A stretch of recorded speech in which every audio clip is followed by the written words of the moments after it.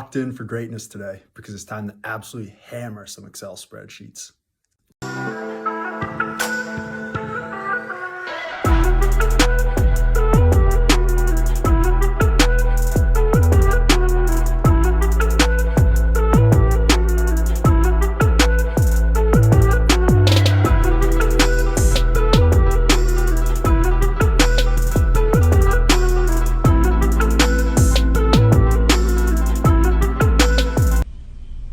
Real bad man.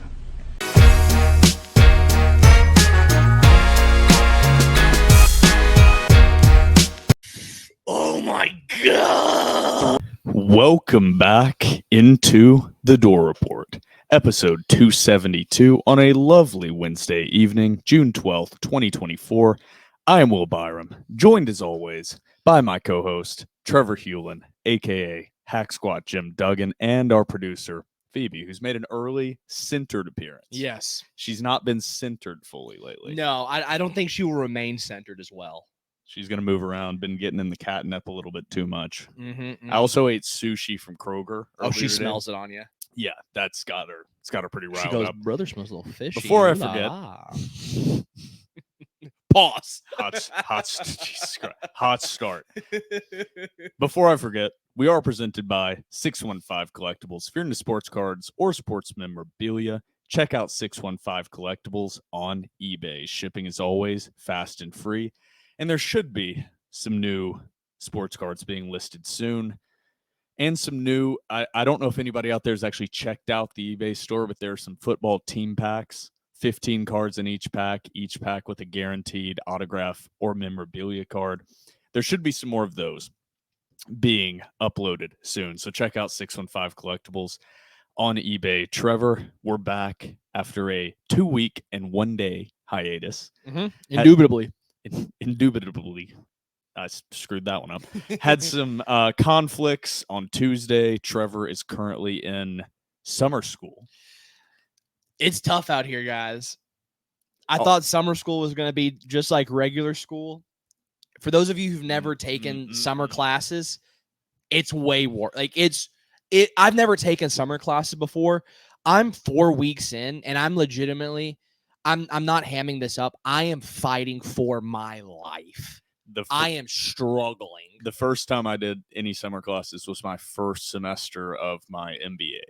And I did not realize how much faster everything. Dude. It's literally it's almost less than half the time that you have in a normal semester. I'm in the middle of my 4th week of the semester. I've got midterms next week. Well, I say next week. Midterms are actually already open. So I'm in midterm week right now. I've been in the semester for 4 weeks. With that said, Trevor has to stare at some statistic problems after we finish recording. So we're going to try to make this one a quickie. Yep. We haven't said that in a while, but we're going to try to do a quickie here. Trevor said it would be under 30 minutes. I said there's absolutely no way. Yeah, I probably take that back. Yeah, I think the over-under is going to be like 44 and a half minutes because we're inevitably going to go down some roads that are unexpected here on episode 272. But before we get into, well, I haven't even said what we're going to talk about, so I should probably say that. How much the Vandy boys suck. How much the Vandy boys suck. A disappointing end to a disappointing season for Vanderbilt Baseball. Changes have been made to the staff. We will hit on that. The dog days of summer are officially here.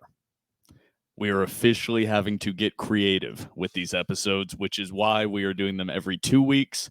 The only real thing and real news prior to the opening of fall camp for football is the release of College Football 25. I just can't wait. Once that is released, we have Trevor here on it. We will be streaming the rebuild of Vanderbilt football with me at offensive coordinator, Hack Squad at defensive coordinator. We're going to bring the boys to glory. Yeah. I'm going to say this. Year 1, I think we go bowling. I think so. We'll have to play a couple games against each other, get used to it. Yeah, get used to the get feel, into the groove. Get the feel. The last video game I played, I used to be really into Madden up until like Madden 21, I want to say, and that was the last one that I've really played. I haven't played a video game in like 2.5, 3 years. Yeah. So it might be a rough start. I don't want to play online because I think it's a Madden engine as well. No. Is it not a Madden engine? It's not a reskin. I knew it wasn't a reskin, but I thought that I like mean, the base it's engine EA. would be Madden. It's EA, so yeah, it's so it's going gonna to have that. I'm interested to see how the run game feels. I will say, I used to be really, really, really good at Madden. I don't say that lightly. Like really, really good. Like, were you playing Madden. ranked matches? Yeah. Oh, yeah. Yeah. I was like in super into Ultimate Team on Madden, Yeah. and was like close to like in the top like 1% of players was ranked on the weekends, or they had like the weekend league or whatever you had to play. That's getting a little off topic. We have some football commits. Not that that really matters anymore, but we'll run through those really quickly. And schedule times, game times, kickoff times have been released for the fall, or at least kickoff windows. And the doors have gotten screwed. Yeah, it's pretty ugly. So we'll get into all that and much more. But before we get into segment one, don't forget to follow us on Twitter and Instagram at The Door Report. Like us on Facebook. Subscribe to our YouTube channel.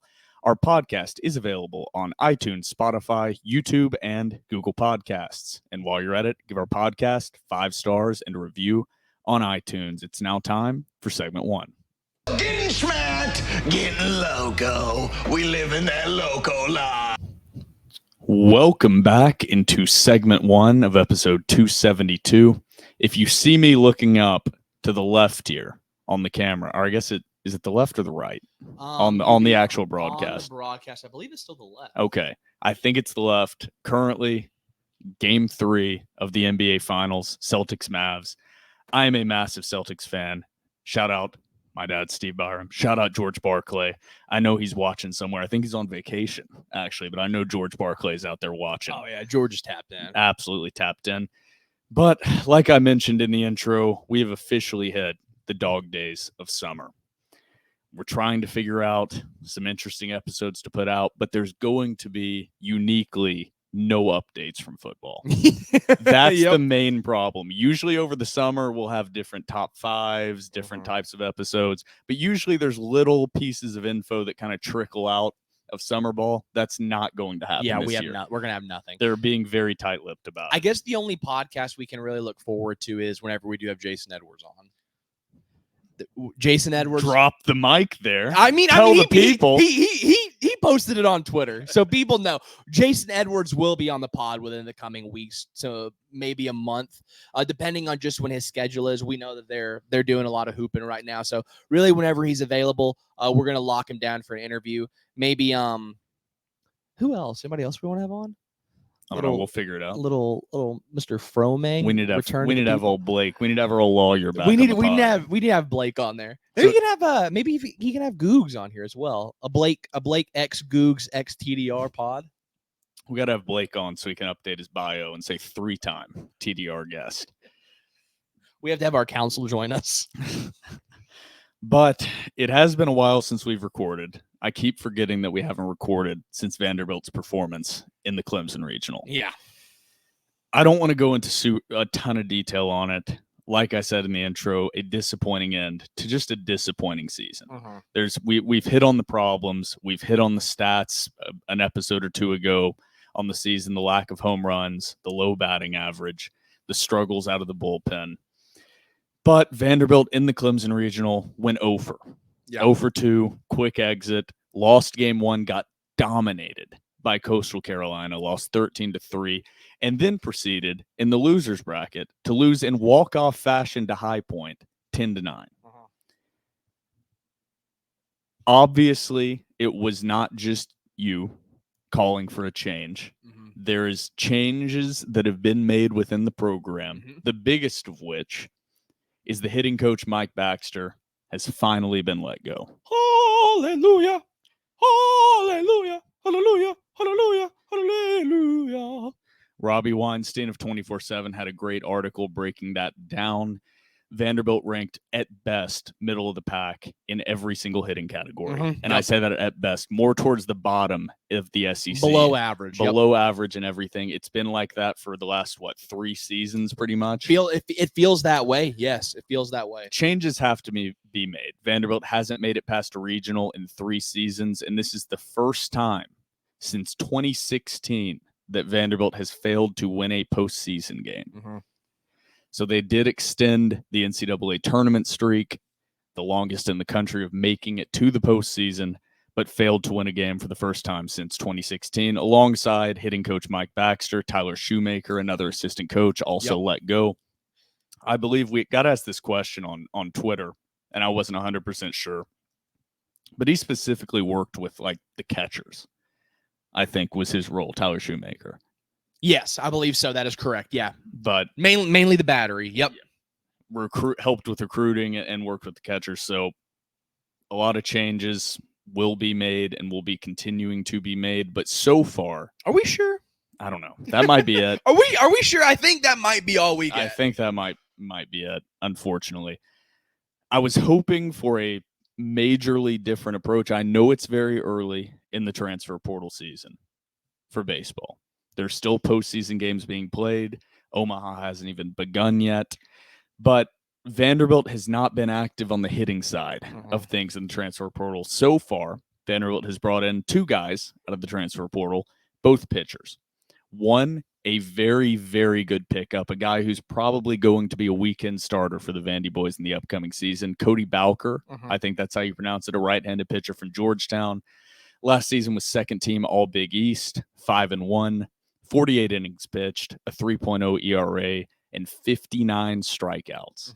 59 strikeouts and 48 innings pitched. I know it's a lower level coming out of the Big East, so it's a lower level of baseball, but still an impressive arm that I think also is being pretty heavily recruited by Tennessee. Yes, that is correct. Yeah, you need a guy like that that's aggressive with his pitches and how he throws strikes. Vanderbilt just, as of late, has just had guys that are just scared to throw in the zone, and it costs you. I don't even know if it's scared to throw in. They've had guys that can throw the ball really hard and have really good pitches, good movement, but nobody cares how hard you throw ball for.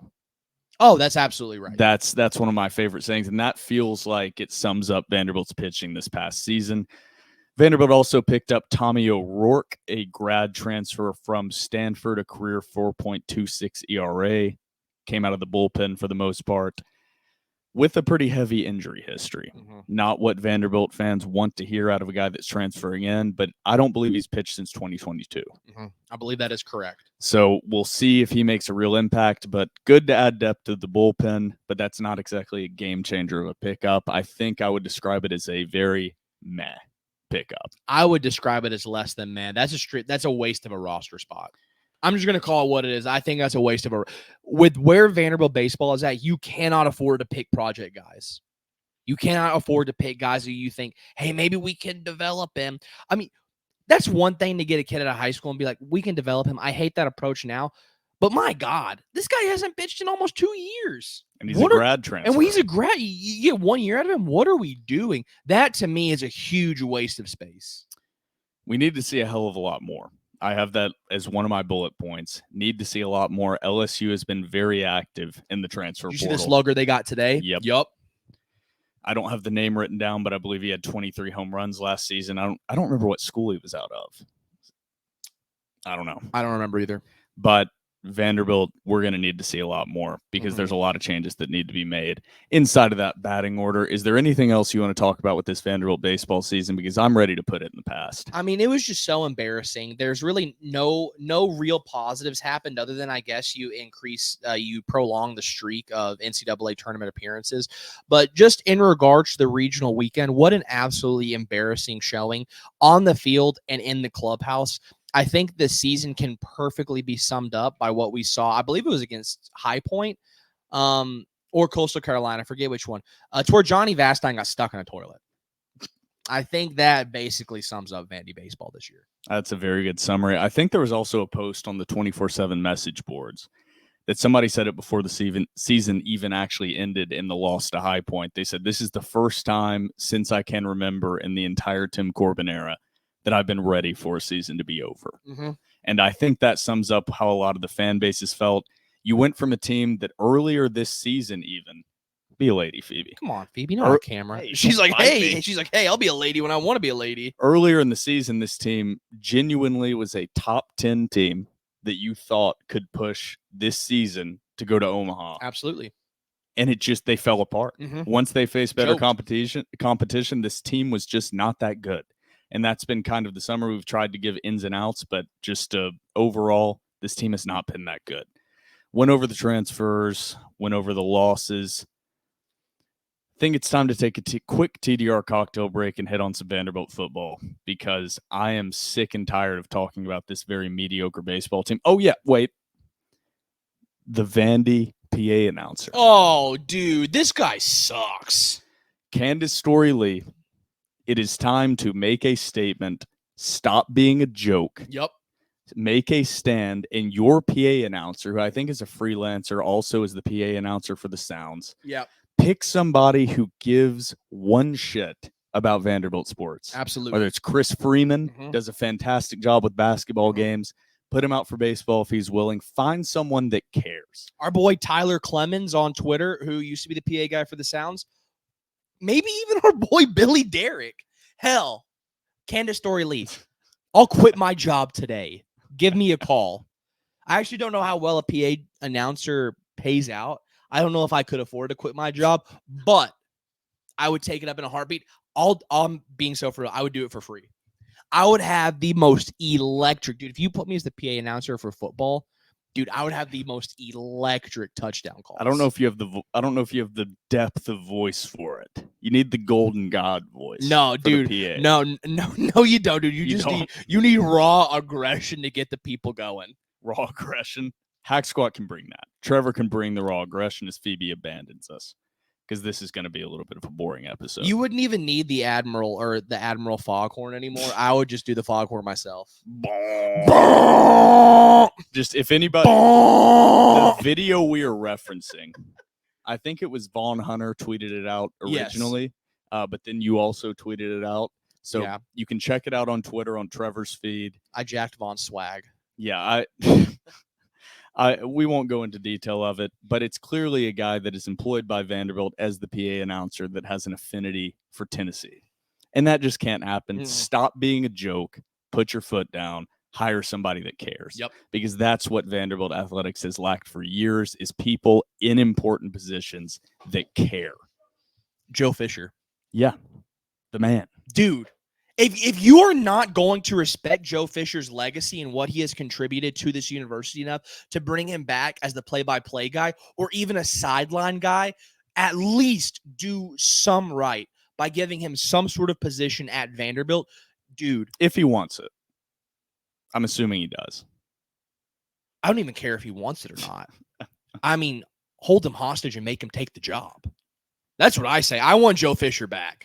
We were talking about this, I think it was last night, just talking about there's like 12 in the morning. Yeah, this is not intended as any offense toward Andrew Allegretta. Great guy. I don't love his play-by-play, but great guy. Has passion for Vanderbilt, even though he's not locally from here. Great dude. But you went from having someone in Joe Fisher, who legitimately, I would say, is the best play-by-play guy in any sport, anywhere in the country. I would put him up against anyone. Yeah. And now you're just missing that magic. And I know it's radio. I know it's dumb. But bring him back in some capacity. Fans would rally around that. Dude, if you want a way to get cheap, if you want to give cheap fan service that really costs you nothing, dude, if they hired Joe Fisher and brought him back in some capacity, this fan base would borderline become radicalized. I believe that this administration, and I know Candace Story Lee has been listening to fans, what she has done with fundraising, improvements to facilities, that has been fantastic. But the actual product on the field and court so far in Candace Story Lee's tenure has been abysmal. Yep. Outside of the slight improvement to women's basketball, it's been awful since she has taken over. This has probably been the worst stretch since she has taken over in the history of Vanderbilt athletics. Yeah, in terms of all three sports, yeah. In all three sports. Because before, at least, everything else was falling apart, but baseball was not falling apart. Now we're seeing the final pin drop, the final thing we had as Vanderbilt fans start to plummet down to planet Earth, and that is not great. So anything you can do to help the fan base out right now would be greatly appreciated, including getting rid of the Vanderbilt PA baseball announcer that is clearly a Tennessee fan and went on the radio and openly basically made a joke of Vanderbilt baseball and a joke of Vanderbilt athletics, which it does enough in and of itself to do that without having your PA announcer turn against you.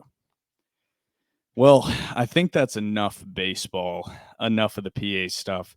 Let's take a quick TDR cocktail break, and we have some Vanderbilt football updates on the other side. So grab yourself a cold one, and we will be right back.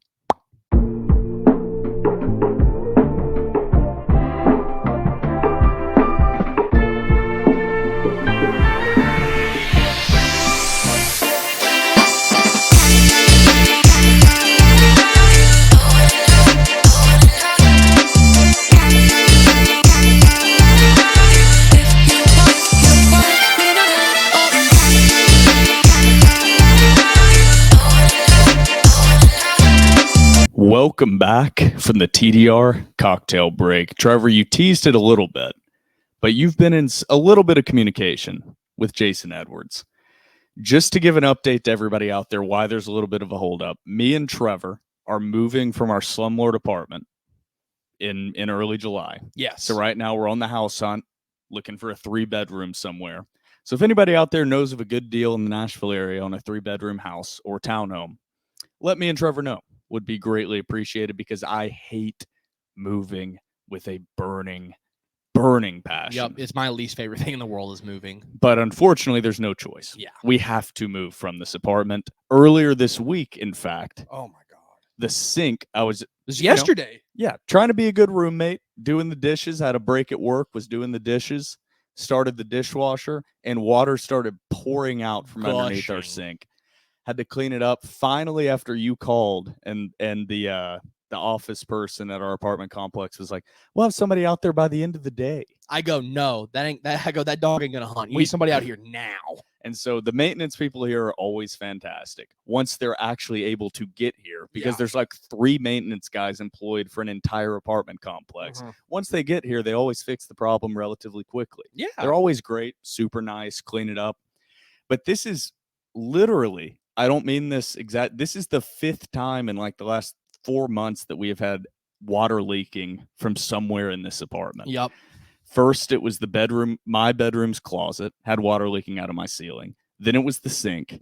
Then we had water leaking out of your bathroom. Yes. Aggressively Yeah. out of your bathroom ceiling. Yep. Then the sink was leaking again. Then I had water leaking out of my ceiling in my bedroom where they installed some new sprinklers. And then the sink again that we just had happen yesterday. So we've got to get out of this apartment. Not to mention there's like a skunk problem. We can't enter our if we get home later than 10 o'clock, we literally cannot enter our apartment because apparently there is some like in the shrubbery out here. There's a skunk den and they're nocturnal. I didn't know this.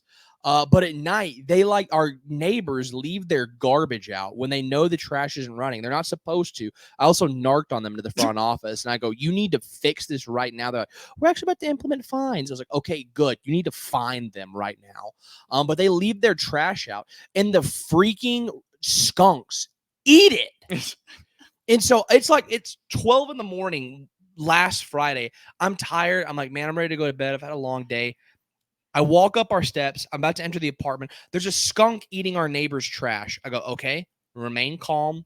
Maybe you can try and scare him away. As I'm standing there, another one comes out of the bush. I go, oh my God, there's 2 skunks. This is a nightmare. They're both eating the trash. I go, okay, think about it. How do we game plan it? I look over at the other shrubbery. Here comes a 3rd skunk. There are 3 skunks eating our neighbor's trash, and I don't know what to do. So I eventually find a stick, and I just throw it at them, and they run away without spraying, and I just beeline it into the apartment. And Trevor texted me and was like, by the way, I was out on Friday. He was like, by the way, be careful. There are skunks outside. And I think I laughed at the message. Yeah, I sent you a video. Go, oh my God, there's 3 of them. I think I laughed at it. And then I got home about 2 a.m. with some Taco Bell in my hand. Had forgotten about it. And it sounds like kind of fun. I saw that at 2 a.m. in the lights, and it made me like jump backwards. Those are some well-fed skunks as well. Those are some beefy boys. Yeah. And it is a terrifying thing to see in front of your front door that you have to sneak past 3 skunks digging through garbage that are just waiting to spray you down. So you have to bathe in tomato sauce. Yeah. But that's what we're dealing with right now. We got a lot going on, guys. So Trevor's in summer school. Work is kicking my ass. This apartment complex is destroying our heart and soul. Yeah. So hopefully soon we will have a new place that we can have people in person, because the entire point of this conversation was we want to interview Jason Edwards in person. Yes. We don't want to have him have to call in and do it virtually. We want to interview Jason Edwards in person. If we can get a new place, a little bit bigger of a spot to record, it would be fantastic to do that interview. If we could do it at our apartment or even Vandy men's basketball. I know some of you guys listen.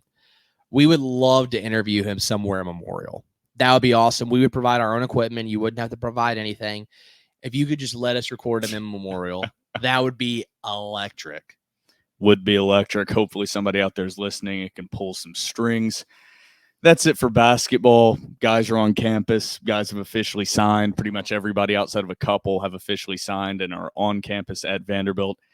But there's been some news on the football recruiting front. We'll start out with that, and then we'll end it with the scheduled kickoff windows. But 4 commitments for Vanderbilt over the past couple weeks. I know at this point, just tracking recruiting is not the same as it used to be. It used to actually be enjoyable to see the guys you picked in a class. I was never like super obsessed with it, but you would see the guys you picked up in a class and you would slowly watch them progress over 2, 3, 4 years until they were on the field. And it was cool seeing them grow from a 3-star with whatever offers to being an actual contributor on the field. Some guys, of course, would still transfer out, would never contribute, but it felt like it still meant something.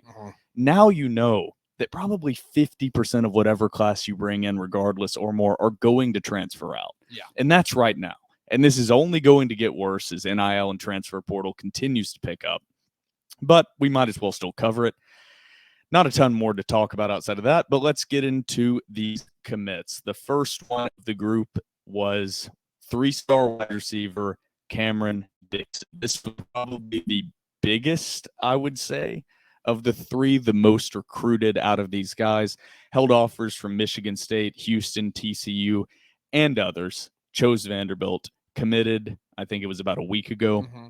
You also had offensive tackle Matthew Parker, a 3-star offensive tackle, and my laptop is frozen. I wanted to read off who else he had offers for. Oh, let's wait, Trevor. You got anything to fill in here? Okay, here we go. Now it's loaded. We're cooking. Kind of. I think I need to update this laptop. But Matthew Parker, offensive tackle, held quite a few offers.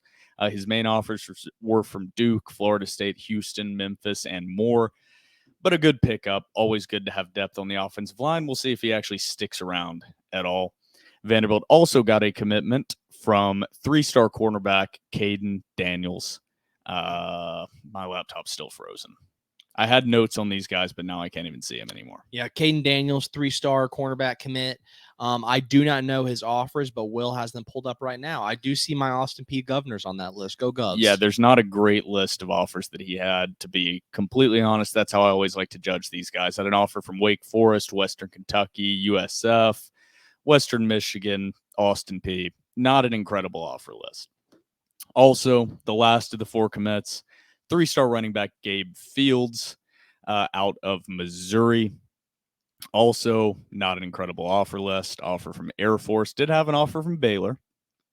Offers from Dartmouth, Eastern Michigan, Iowa State, Kent State, Lafayette, Navy, Pennsylvania. So, yeah. What did you say? Lafayette? I don't know what you were laughing at there. Lafayette? Is that not? I thought it was Lafayette. Or no, it's Or Lafayette? Lafayette. Lafayette. I feel like I'm right. Just put a little. I feel like I'm right. Just put a little on that. Lafayette. I don't know. Put a little stank on that. Jeez. A little stank on it. I'm delirious, guys. I've maybe sleep 2 hours a night now. Yeah, and Trevor's got a big project to work on after this. I can't wait to do histograms. Dude, and check p-values. There's nothing like a p-value in a histogram that gets the boys going. It's a great day. We're gonna slam some Excel spreadsheets, baby. Let's get locked in. Let's get locked in. Davis Clark, baby. Oh, dude, I watch his videos every morning now that I'm doing statistical programming. He's been making the rounds on the podcast circuit, dude. I love that guy. Him and Tony P. Dude, Tony, dude. If you're unfamiliar with Tony Hog. P, look up that guy on Instagram and read his comments. Yeah. They are unbelievable. Not around your kids, though. I think the Davis Clark guy is aware of Yes. what he's doing. Like Yeah. it's a full character. Uh-huh. He's fully aware of like what he's doing. I don't think Tony P is. He at has all. no idea. He's just like making salmon recipes as a 25-year-old bachelor in DC, and people are like, "When are you gonna make a hog recipe? Pull out the hog, Tony." Just kidding. But the last thing we have on episode 272, additional times have been released for kickoff windows for Vanderbilt football. We already knew the first 3 games. Getting absolutely screwed week 1. Vanderbilt, Virginia Tech in the August heat, summer heat in Tennessee, 11 a.m. kickoff. Yep. I'm not even as concerned about the heat. I'm very selfish, much more concerned about the tailgate situation. Same. We love building up the hype for tailgates, love building up that week 1 tailgate, had plans to have a DJ. We still probably will. Yeah. Had plans to have a DJ, get another, hope Vanderbilt's not listening anymore, plans to get another keg. Yep. Now it's very disappointing. It's going to be out there. We'll be out there early, but at max you can tailgate 3 hours. Yeah. Even if you get out there at 7 a.m. If we got out there at 7 a.m., we would be tearing down to head into the game at what, 10? Yeah, at the latest Yeah. at 10. So especially now that Miller has tickets, so we can't just sit out there with our stuff. Yeah, I mean, we would probably start tearing down, 9:30, so we can be in our seats by 10 o'clock. I always hated 11 a.m. kickoffs. Same. Now that we tailgate in lot 2 and it's been a few years, I despise them. Yep. So very disappointing. When was okay? Then there's 6 and 6:30. Mhm. I cannot remember which is which. What do you mean? I think it's the same time slot, 6 and 6:30. No, but they're not the same exact kickoff time. I need to find the schedule. Alcorn State at home is a 6:30 kickoff. On the road against Georgia State is a 6 p.m. kickoff. Thank you, Derek Mason, for playing on the road at Georgia State. Thank you, Bozo. I tell you what, if we beat Va Tech, though, that Alcorn State tailgate might be a little sneaky. That could be a sneaky, fun tailgate. That could be a sneaky tailgate. One of the few full-day tailgates that we will be able to have because Vanderbilt is getting screwed. I think they only have 2 home night games the entire season, or at least in the slots, because they're not fully releasing all the kickoff times, but at least you have windows. After that, Vanderbilt is on the road against Missouri. I don't know the flex kickoff time for Missouri between 2:30 and 7 p.m. Central Time. Then you have at home in the afternoon against Alabama. Fantastic. Yeah. Then on the road against Kentucky in that same flex time slot between 2:30 and 7 p.m. Then at home, one of the few evening kickoffs that we actually have against Ball State. So that one should be a very fun tailgate. Kickoff time 6 p.m. Then you have an afternoon kickoff against Texas, which is between 2:30 or 3:30. So at least we got a little time out there to tailgate for the Texas game. That should be a fun one. Texas's first time visiting Vanderbilt in how long has it been? Like 100 Like years. 100 years. I think it has been close to 100 years. So that should be a pretty fun one. Then on the road against Auburn in the early time slot, which is between 11 a.m. and noon Central. Then at home against South Carolina in that afternoon time slot, 2:30 to 3:30. Then on the road against LSU at night. So that's going to be between 5 or 6 and 7 p.m. And then at home against Tennessee. First time since, I think, 2008. 2008. Shout out to our boy Jerry Lawless. He tweeted it out. Early time slot between 11 a.m. and noon. That's diabolical. That's terrible. That's awful. For the Vanderbilt Tennessee tailgate. So I'm going to be honest.